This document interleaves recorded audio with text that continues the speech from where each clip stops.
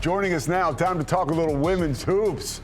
Big 12 basketball, women's insider Rachel Galligan joins us right now. Rachel, we have got a lot to cover. The Bolts are flying, conference season has started, and some stuff is upside down already. Iowa State, the perennial favorite, I know for me at least, losing to Cincinnati. It's their second conference loss so far, something I know I did not anticipate. What is this about? The level of competition in the Big 12, Iowa State's injuries, or something else? Honestly, I really think it speaks to the parity and the level of competition in the Big 12 this year. I mean, it's been absolutely unbelievable. My head is still spinning trying to keep up with just how things are changing night in and night out. But let's start with Baylor. What a great win. You know, to go into Ames and to hold Audie Crooks to just 6 points in the second half, that is not easy. Talia Scott was fantastic, especially down the stretch. She finished with 21 points, and Darianna Littlepage-Buggs finished with 20 rebounds. That's the most rebounds against a top 25 team from anyone so far this season. And then the Cincinnati game. I mean, Cincinnati earning their first ranked win since 2011, beating Iowa State on Wednesday night. That is the highest ranked win in program history. Maya Perry was fantastic with 26 points. And honestly, for a team who's battled a lot of adversity and injuries this season with Cincinnati, I'm sure it felt extra special for the Bearcats to get that ranked win. Yeah, and these teams really are rising to the level of competition when they play Iowa State. I love what Nikki Collin did, by the way. Talia Scott is a bucket. Everybody else get out of the way, right? And that's what happened. Nikki didn't try to do too much, and now Baylor is in the hunt. I'm sure we'll be seeing Iowa State, rising back from this and showing off resilience. One team that I did not expect to be atop the Big 12 is a team that you have seen a lot this year, calling a lot of Texas Tech games on the ESPN side. What are your thoughts about how this whole thing has come together? They are undefeated right now. How is this happening? Well, Krista Gerlich's done a fantastic job. She has the Lady Raiders off to a 17-0 start, the best start in program history. They're one of 4 teams who remain undefeated in the country.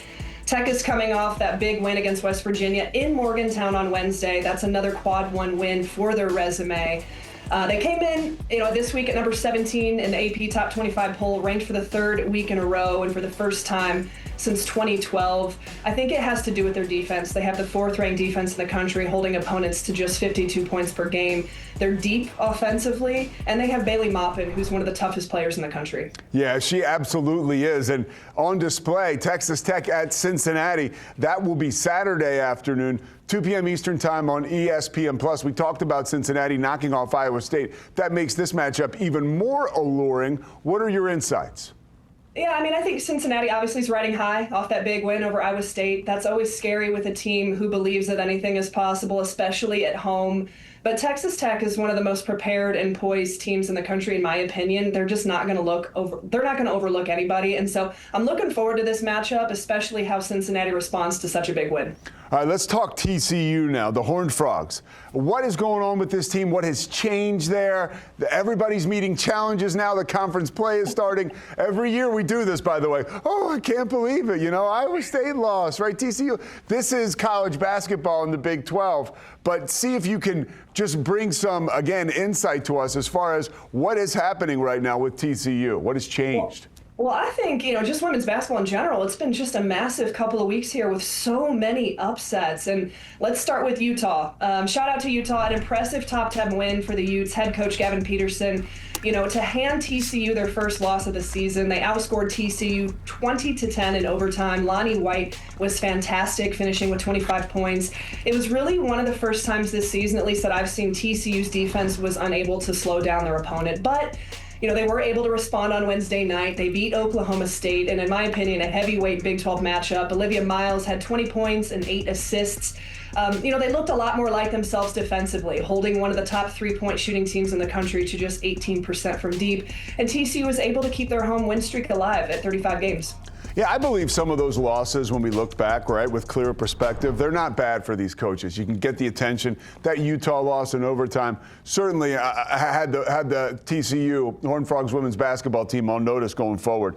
Game I can't wait to watch, Arizona State at TCU. That's Sunday at 5 Eastern time on ESPN+. A showdown between 2 one-loss teams. Who you got there?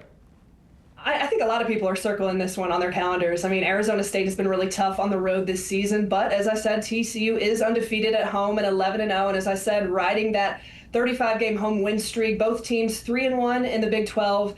I mean, look, it's just a great college basketball matchup with two of the biggest names in the game who have their teams playing exceptionally well this year. One of the biggest names inside the 12, Rachel Galligan. She's did it again. Thank you so much for joining us this week. We'll be watching all the games, and we'll be catching up with you next week on Inside the 12. Thanks so much, Rachel. Thank you.